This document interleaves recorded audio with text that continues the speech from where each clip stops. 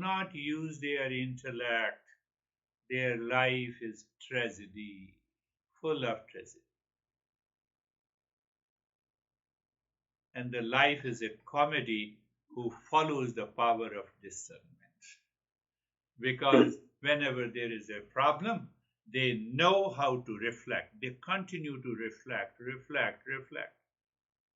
It is not over discernment. They continue to reflect. And the more you reflect, you are getting rid of the false, the deluded part from your system. Then whatever is left is natural. Whatever is left is the wisdom. And that wisdom shines in your daily living. That is very much required. I want to read you something that my friend wrote me.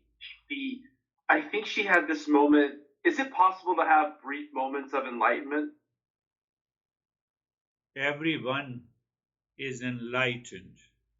Minus when your mind minus all the thoughts, emotions, and feeling, whether it happens for a second or a minute, you are enlightened. I want to read you this. So do you know how Alan Watts sometimes says, point at yourself, like be the looker, and who is the one looking and who is the one pointing? Alan Watts would always say that. And so can you still hear me? Yeah. Okay. I want to read you this text because something happened and it was beautiful. And she texted me and she said, there was this brief moment where she said, I looked at the tip of my index finger and I had this profound sense that I wasn't looking and the finger wasn't pointing at me. It was more like I was just a moment in the universe and I was just being. It was brief but profound. You cannot say it is enlightenment. Enlightenment means once you are enlightened to your nature, it never goes away. So you can't become enlightened and then unenlightened. You cannot. It is not a reversible process. I see. So with that reference, many authors in US, they try to seduce you. Oh, this moment is that moment of enlightenment. That's bullshit, though. That is bullshit. There is no moment of enlightenment because enlightenment is a timelessness. How can you say that moment is a time? You're right. But it does not mean that we should undermine that experience. Now we have to work as a seeker how to continue to live into that state. That makes you a seeker. So everyone gets those feelings and emotions. Everyone gets those moments of reflection. Even a couple fighting against each other, and then you go and sit in your room and you're thinking, what the heck I'm fighting? Is there another 10, 20 years I have to live my life? And now you go out of the room and your ego takes over. Your enlightenment has gone. So that is why Eastern wisdom helps you. They have the tools. They have the set of practices. They say, come on, you have to. There are moments. There are moments. It reflects. When you reflect, you realize, oh, what's the fun of fighting? What's the fun of having $1 billion? What I'm going to do? I have to sleep only in 6x4 bed. So those moments definitely indicates and it proves the validity of the real self. That is what the Eastern wisdom is talking about. So whether it can happen to your friend or it can happen to anyone, it happens to a lot of people every day. So there are rare people who notice them Or there are people who notice at a particular moment and then they forget. Don't talk to your, don't talk about this to your friend, girlfriend, or so, whatever he or she is, and you will see after a week she will complain of lot of problems and the pain and the suffering. So where your enlightenment has gone. No, you're right. Just you think in your mind, don't tell her. No, of course. So that you just lose sight of it. So it means that there was a moment which was an indication. It is a grace. It is a blessing from the existence that you should become a seeker and you should pursue that path. So instead of pursuing the path, my mind goes back to the same accumulated impressions.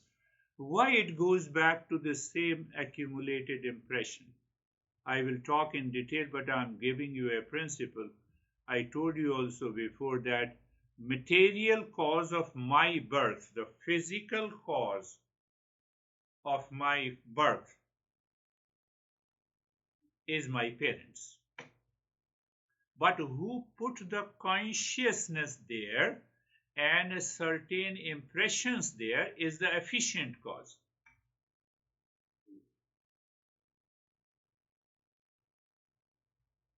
And that efficient, say for example, there is a clay and you make a clay pot, the pot maker makes a clay pot.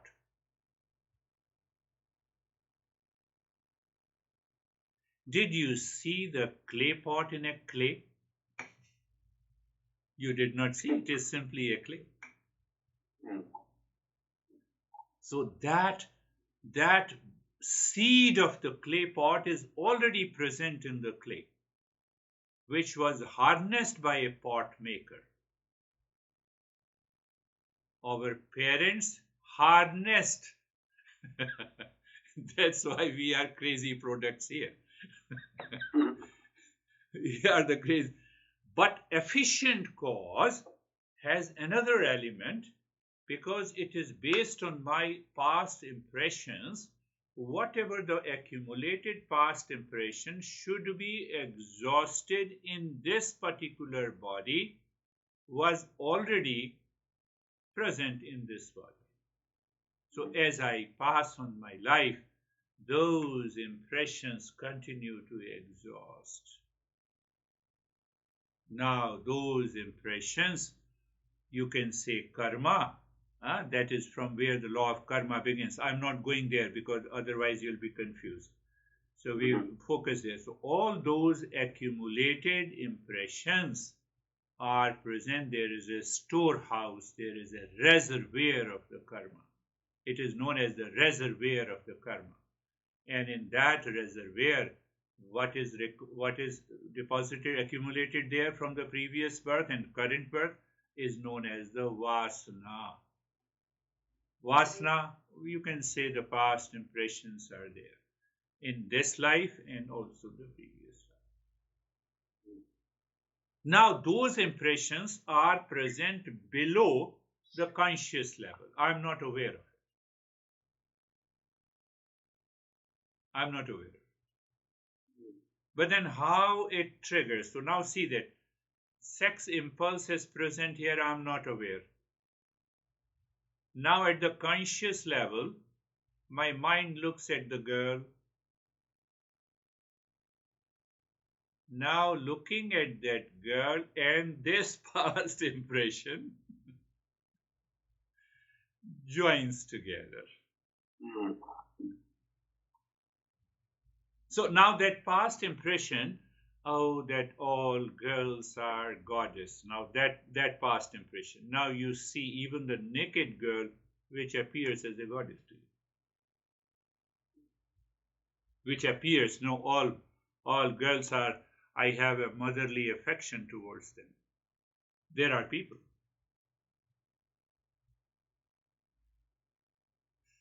So that difference in the perception, you are looking at the same girl, but your perception is different. It is because of those impressions. So at the conscious level, this activity of the mind is known as sankalpa and vikalpa. Sankalpa is a tendency in the mind, tendency. So sankalpa say, now you see the sankalpa and vikalpa are opposite tendencies. Sankalpa is a tendency of the mind to project imagined happiness. So I get happiness projecting her as a goddess, motherly affection. You project with that sensuality. In both the cases, it is imagined happiness. So you see that first is the impression, first level. Understand? Impressions, I'm not aware.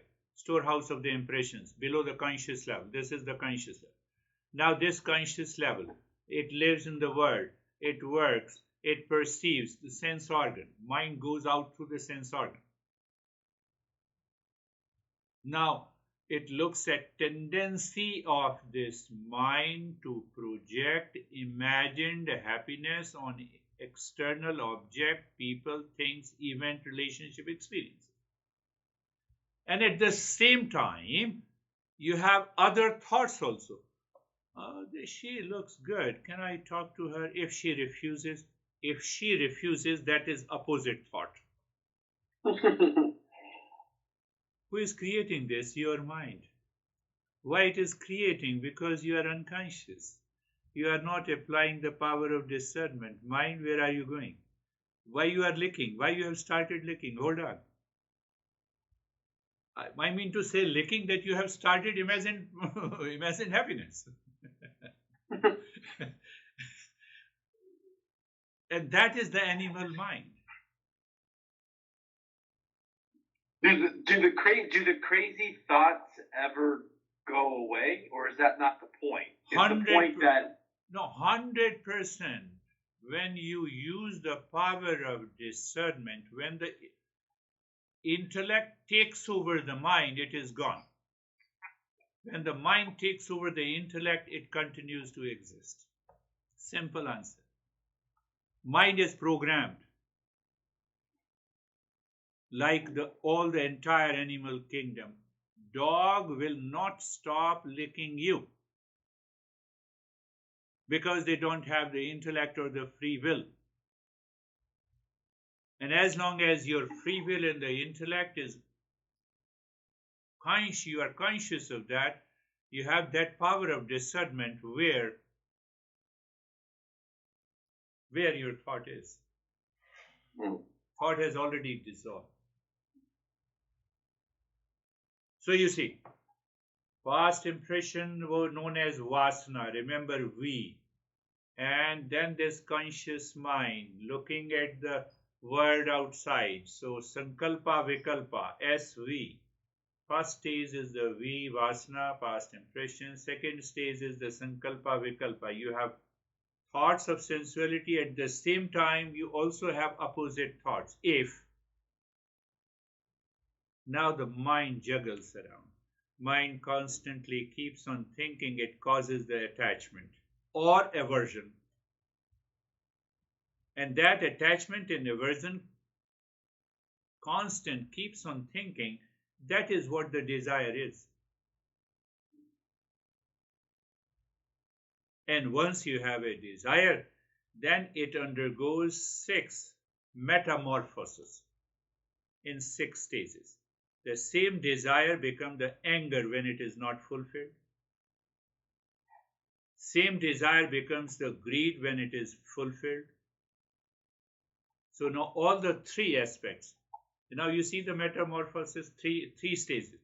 Desire fulfilled, desire not fulfilled. In one stage you have a sense of pleasure, imagined pleasure. You experience that, you want to repeat that. That is what the greed is.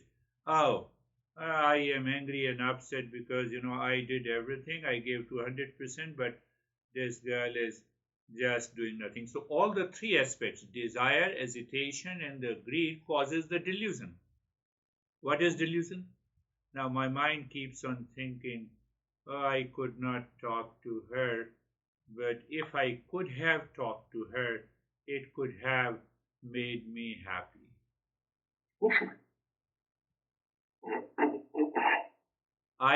My mind stops thinking happiness is not inside her. Happiness is inside me. That is the delusion. No, I will, I will take a revenge from her. There is no need to take a revenge. When the happiness is not located in her, what kind of a revenge you want to take? Move ahead. You have experienced. Why do we always think that the happiness lies in something else and not in us? That is what I have already explained. The vasana first is sankalpa, vikalpa. That is, I have imagined, I have projected happiness. That is one answer. And second answer is the simple, because I don't know, I am of the nature of peace and happiness. I have yet to discover the real self. Do people have the wrong idea of what happiness actually is? Yes, like when they think like when they think they're happy, that's actually not happiness. Yes, they are living in delusion. That is what we say, they are living in ignorance. And it is a fact that my money will make me happy, not possible. Big house will make me happy, not possible. It is a projected happiness. It is an imagined happiness. But there are people who are non-seekers. They live their animal life. They may be highly intelligent people. They may be genius in the material world. But still, they are so much deeply attached to these projected happiness. They are living in ignorance. Definitely. They are living in delusion. They are living in delusion. They are living in ignorance. No doubt about it. No doubt. So what happens, because they are living in so-called projected happiness, and it is visible physically inside, my mind is attracted to that. And my mind further creates the same projection, and that is how we continue to live our life with the projected happiness in the world outside. And then when we suffer, we think for a while, we do not contemplate and reflect, we don't use the power of discernment, and that sense of attachment, that sense of delusion continues from one incident to the other incident, from one person to the other, from one object to the other. And that is how we continue to live with a constant changing projections of the objects, people, and the relations, and we die. So we have already accumulated the impressions in this birth. The next birth will also be the same. I have to break this cycle. That is what is known as the law of karma. Well, can you explain the next birth? What you mean by that? Today in the morning you wake up and you are upset. Then you became angry to some of your friends. Then you were happy taking a drink, and lot of events and incident happen. So there are two parts of every action. One is the visible part, other is the invisible part. What is the visible part? Outer action. The way you acted physically, mentally, emotionally, speech-wise. What is the invisible part? The impressions, the feeling, and the emotions you experience deeper inside. They are already accumulated. Now, next day you wake up in the morning and you are frustrated why you did it. That is your next birth. We carried forward the impression. Now expand this. So it becomes the next birth. Okay. So every day, now you see, you wake up in the morning with the power of discernment, you live consciously, and so you acted out of the unselfishness. You are a contributor. I told you, discussed about the karma yoga. Your attitude, no ego. You perform the action outside. You don't care about the result of an action. It does not mean that result does not come to you, but your mind is not chasing the result of an action. Mind is not performing any action out of the ego. So there is no I which can gather the impression. So now you are already dissolved. You have performed all your actions and you have dissolved all the impression today. Now, if you dissolve all the impressions of the past, enlightenment. Why? Because now you will continue to live consciously. There is no burden of the past impression or the tendency that will cause your mind to lick.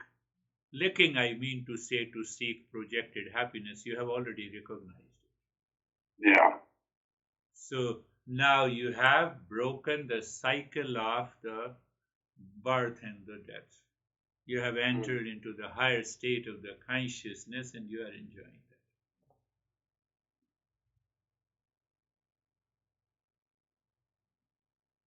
So every day, when I live animally, when I live unconsciously, habitually, impulsively, with the impure mind, there is always a selfishness. There is always a center of the ego. That ego continues to create more and more invisible impressions deeper inside me. And it goes into my fixed deposit. It returns again in the form of a trigger of seeking the projected happiness. My mind forgets that happiness is inside me. So every day I pass my life in the state of the forgetfulness. I enter into the delusion, reaction, anger, hesitation, frustration, duality, and a conflict. So Master says you can break this cycle.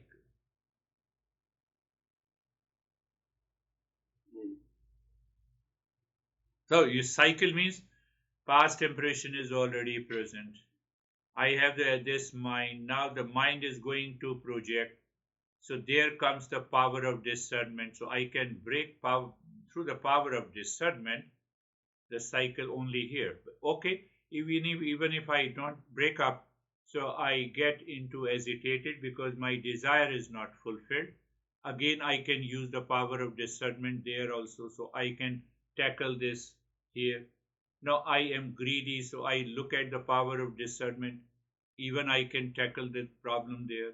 Now I am in the delusion, so I do lot of practices which purifies my mind. Then I enter into the power of discernment. Again, I can break this cycle here. Again, you see, delusion causes lot of desires, anger, hesitation, impure states of the mind. Now I start understanding and I can reverse this process. I do not allow those impressions created and going back to the past impression into the fixed deposit. I have to empty this fixed deposit. Now you have emptied it.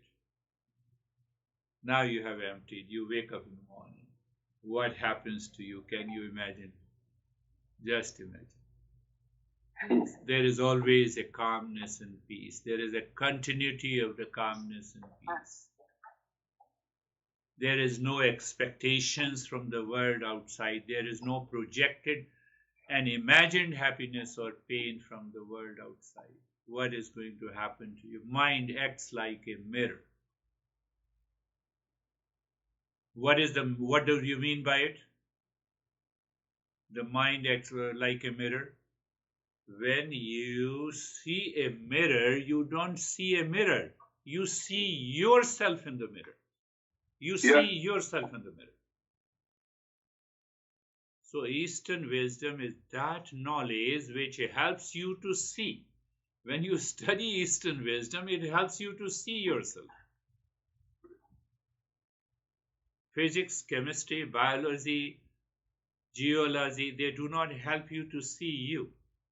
That is so Eastern wisdom is a mirror. Is a knowledge that helps you to see. It's a mirror. It directly helps you to see you. The real me. Yeah, real you. Real you. You are standing before the mirror. Oh, I'm very smart. So Eastern wisdom says, hold on. Is this body you? And it begins the journey of self-discovery. You see that? That reminds me, there's this, I don't know if it's an Eastern parable, but there's this parable. Can I tell you really quick? Yes. It reminds me of this parable that I heard a long time ago, that there was this homeless guy, and he used to sit on the corner every day of the street for years and years, and he would sit on this chest, and he would just ask for dollars, and people drove by and gave him dollars, and for 20, 30 years, and finally one day somebody rolled down their window, and he was sitting there, and he asked for the money, and the person gave him $1, and they also said, what is that you're sitting on? And he's like, oh, it's just a chest. And the person was like, well, what's in the chest? And the homeless guy opened up the chest, and it was gold. And it's a great metaphor, because for 30 years that man was sitting on gold. He had all the answers right there. He had everything he needed right there, until somebody showed him what he truly had right in front of him. And I just wanted to share that with you, because it reminded me of that. That is what the knowledge of the Eastern wisdom is. It shows us who we are. Yeah. We are not meant to have a stress, anxiety, duality, and a conflict. We are not meant to chase the peace and happiness outside in the world. We are not meant to be stressed. That sadness, that anxiety, that stress, we are not made up of that. It is just a myth. Sadness, frustration, anxiety, anger is a myth. It exists in ignorance. It has non-existence in wisdom. Yeah. It does not have any entity. If you are living in ignorance, you will always talk of anger, hesitation, duality, delusion, conflict, projected happiness. And when you know it, you're there. What about when sadness, for example, and I know we've talked about this before, but when we have a friend or a loved one that passes away, it seems like that natural emotion that comes to most human beings is sadness right away. I mean, how do you mitigate that emotion? I mean, how do you not feel sad when you lose a friend or a loved one or an animal? How do you not have that emotion? No, you already answered. You said it's a natural emotion. So define me what is natural. You are upset. You are scared of your own death. That's why you have a natural emotion. You cannot see other person dying when the fact of the nature is that those who take the birth has to die. What do you mean by your natural emotion? This body passes through the 6 stations. Like you have your train station, So you have the first station, and the train now started. It has reached to the second station. Can you go back to the first station? No. So what I mean by metaphor is that I was born in the womb of the mother. I had an existence. Now I came out of the womb of the mother. Can I go back? No. So natural emotion versus the discernment. Then you will realize what is natural and what is not unnatural. Now, what is the third phase, third station of this body? We grow horizontally. No, sorry, we grow vertically, our height.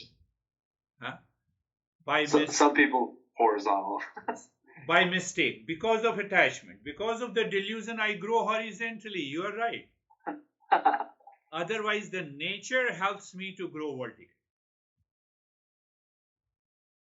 Now, you see, nature means natural. It's a natural progression. Let me recognize a natural progression first before I talk about so-called the natural emotion. That is the third station. And the fourth station is the maturity of the body. Fifth is the old age, and the sixth is the death. Yeah. Death of the physical body. Is it not natural progression of the body? Now, in that natural progression of the body, which you cannot change, you cannot reverse, you want to defy this truth. Instead of, you say that there are natural emotions. They are unnatural emotions. Okay. Some people don't have all 6 stations though. If they were to die as a child or something like that, right? Yes, they have to die like a child. It is because their past impression is whatever the past impression is there, that has to be exhausted. So for some people, the past impressions are exhausted in childhood, youth, and then they leave early. And what is that? Can you explain that past impression? Yeah. Past impression, you see that you have $1 million in your fixed deposit. You exhaust it at the age of 10, you are gone.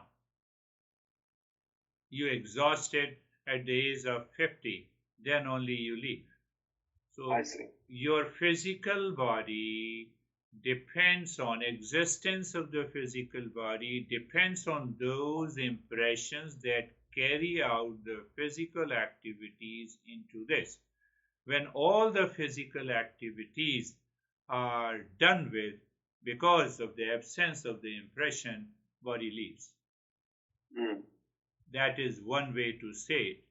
And other way, that in the journey after the old age you die because of the delusion, physical death, and your body, your past impression is already accumulated. It has reached to a saturation point. Now those impressions cannot be exhausted in the present body. So you have to take another body. Then again you come to the point of the death. It's a deeper aspect I'm just giving you. But remember, don't forget, stay on the topic, the past impressions, trigger mechanism. When I start perceiving the world, that trigger causes the imagined pleasure, peace, and projected peace or pain. That projected, I keep on thinking about it. That thinking causes the attachment or aversion. That attachment and aversion simply means I keep on thinking. That causes the desire. Then the same, I make an effort to fulfill the desire. If it is not fulfilled, my whole system is agitated. If it is fulfilled, I have a sense of the greed. All the three factors causes the delusion, pride, and the jealousy.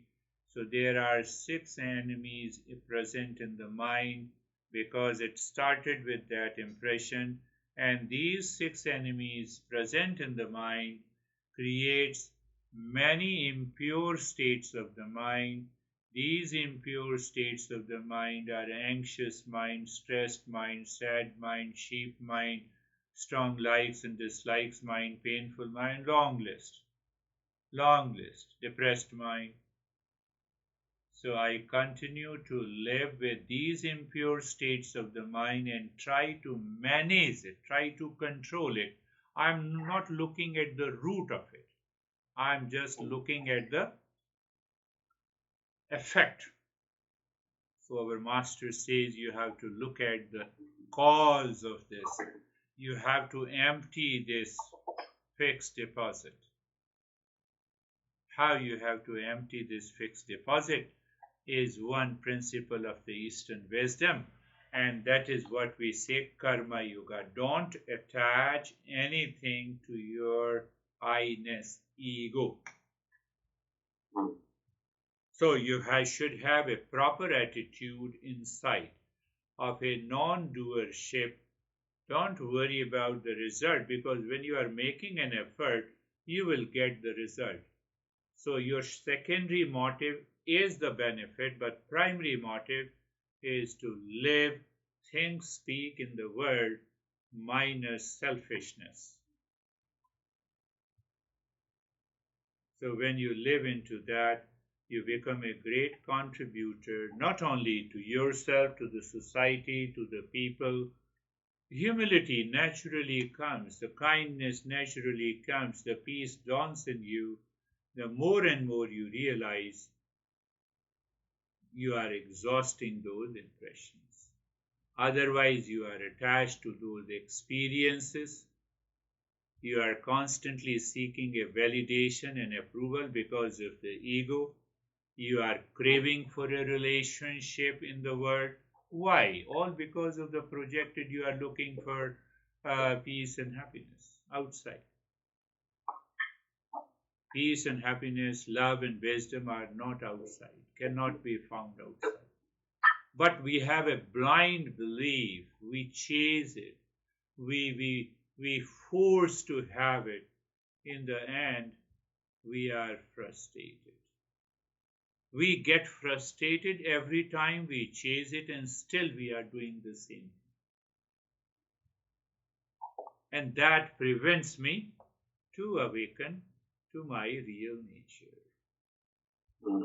So one master one Upanishad says, Manaiva Manishyanam Karanam Bandhamokshayo Bandhai Vishaya Saktam Nirvishayam Muktai Smratam.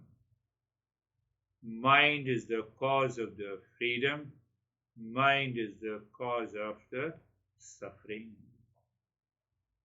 When the mind is attached to, so he summarizes the entire topic that I explained. So he uses that when the mind is attached to the object of the world outside, whether it's a person, situation, relationship, and in that phrase, it contains all the steps. So when the mind is attached to the world, causes the bondage and the suffering. When mind is detached to the world, causes the awakening. So, these verses are in cryptic language. They are zip files, zip folders. We have to open it. So I opened first, and then I remember this phrase. So we have to, who understands this? It is the intellect. What is intellect? That is what we say, the free will. What does the free will? Remember the four aspects. Free will says, I can do it, I cannot do it, I can do it differently. Let me find out what is the right, good, and the best to follow. So when your dog is licking you, they do not have these four choices. We have the choice. We don't exercise this choice. It means mind is dictating over the intellect. And it brings the sadness, confusion, and the worries in my life. See that? See? In a very simple way. So animal mind must go. I have to continue to discern, but sometimes the discernment is hijacked by the animal mind. In those times, we have to continue the practice. We have to continue the practice so that let the time come, then the animal mind cannot hijack me at all. What it means, then I have become a seeker. And the seeker continues the journey.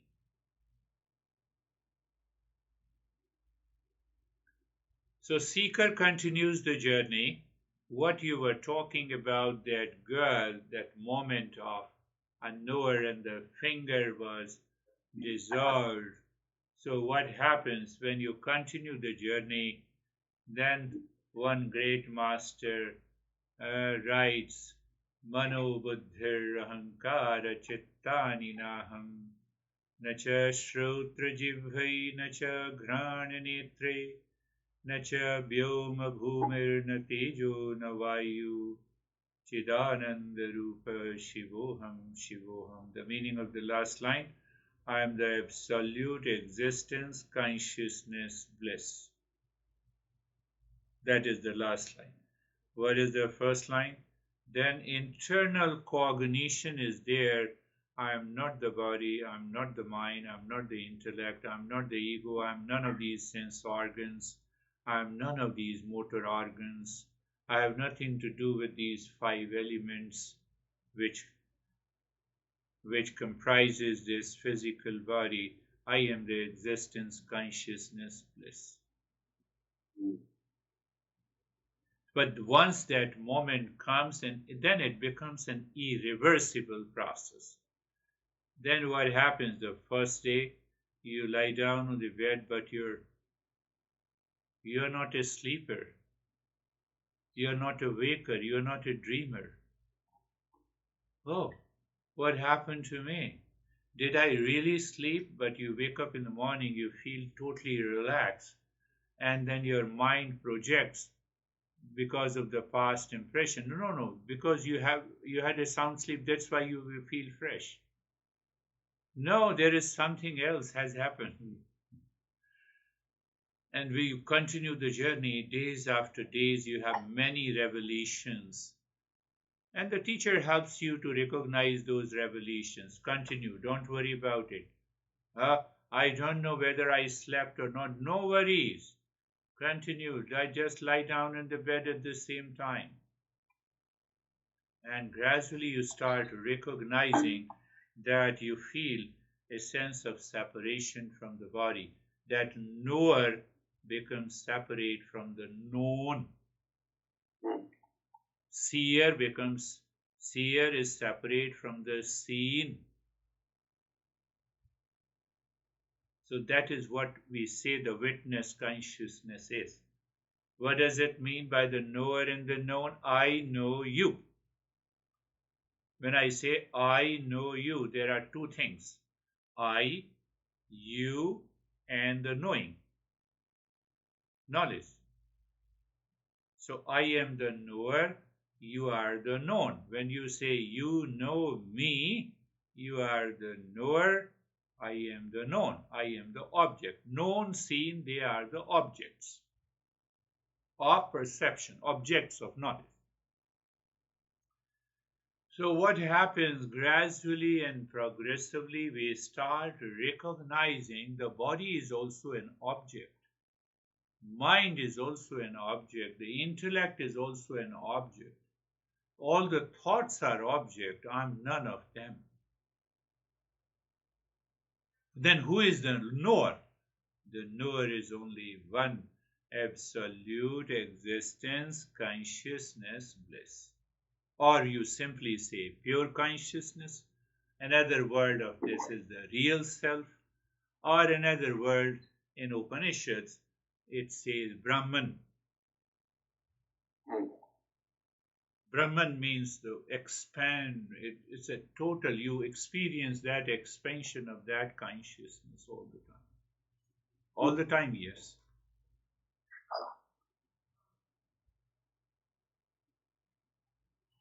My master, late in the evening, I used to spend his time.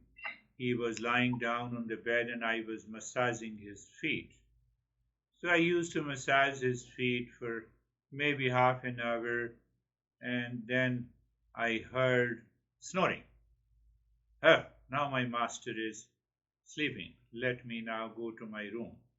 And the moment I used to stand up, he said, Where are you going? I said, What? What? You were sleeping. So he said, Master never sleeps. So I said, What? But I didn't believe that.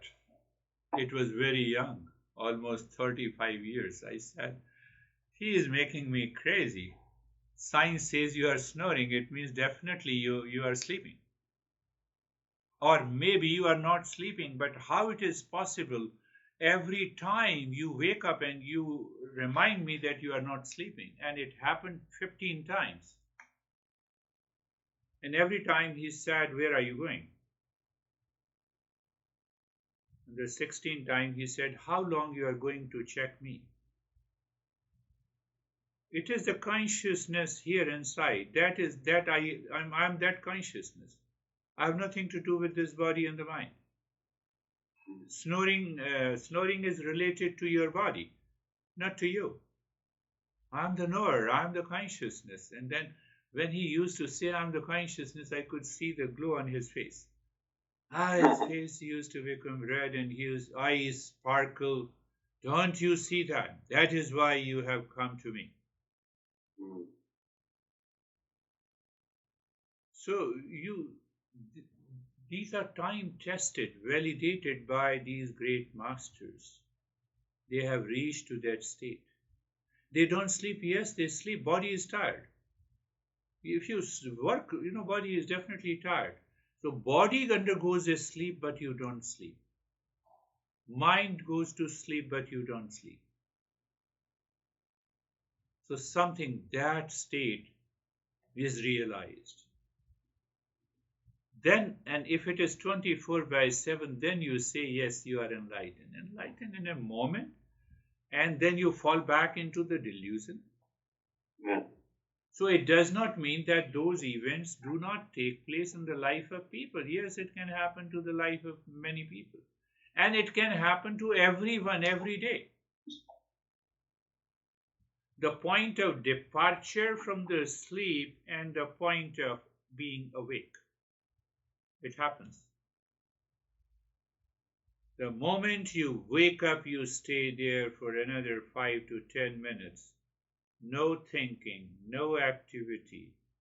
You can recognize that state. It happens to everyone. Some people recognize it, other people do not recognize it. You wake up in the morning and the first time you look at your phone. So your mind is already outside. You don't wait. Let me understand what is this wakefulness. My past impression, yesterday's impression is taking the roots the next day when I wake up. I don't have time to reflect on. Every day when you wake up and you just sit with eyes open or closed and you see what happened, what was happening 5 minutes before I was sleeping. No, what that sleeping means. I was non-existent. Sleep. Simply, mind will definitely agree to that. I did not know where I was, what I was doing, but definitely I was non-existent. Now I am awake and existent. I can only exist if I continue to exist in the sleeping state, but I did not know I existed in the sleeping state, and that is why I still exist in the waking state. Who is that? Who is that? That is my real self. That is my real self. So we don't spend even for a few minutes every day contemplating and reflecting. I was totally non-existence in deep sleep. I didn't know. And the next moment I am.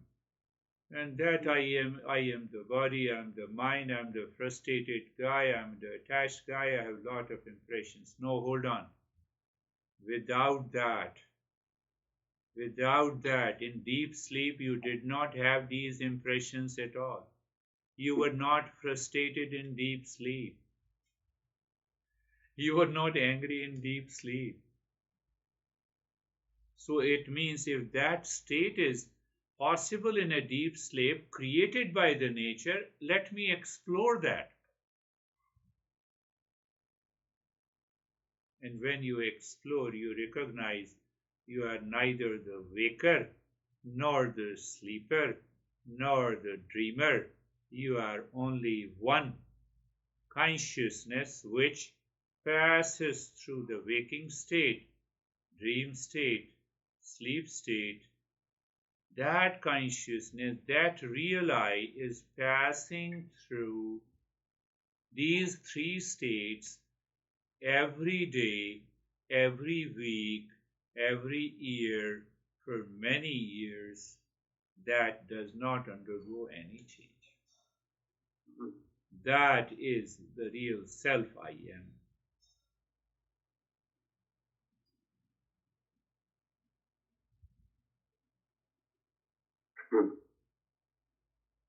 It's beautiful. So, constant contemplation, observe, use the power of discernment, and continue to live. You see how many times you lack that power of discernment, how many times you really used it, and when you have applied it, just enjoy that moment. You will see that what a great moment in my life. I discern, I drop the false, and now I'm so happy and contented. Okay. At the same time, you continue the practice, and we will hope we will find